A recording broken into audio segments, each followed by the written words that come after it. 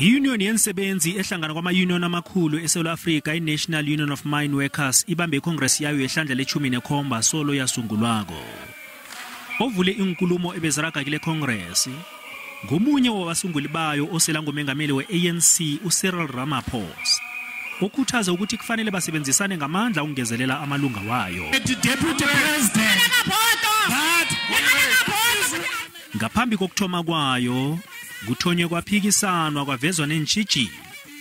uRamaphosa uchochozele ukuthi kufanele neNUM isebenzise indinyana yomthetho we-ANC ebaphathini bayo nabenhlangano ezihlanganisela yeNUM nange kujanyiswa ilunga layo.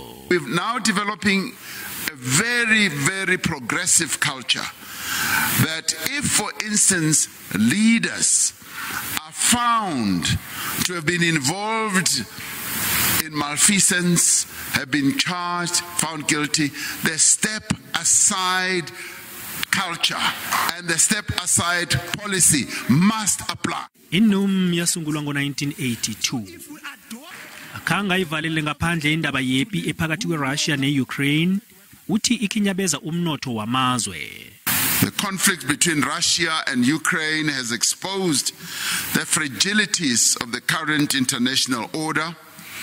Its economic implications are being felt via shocks on global oil prices, disruptions to the global value chain, and the rising prices on key commodities. Nakusenjalo, isitshijilo sokuhlogeka kwemisebenzi solokusesesitshijilo nanje. uRamaphosa uthi uphezu kwamaqhinga okusombulula lo mraro.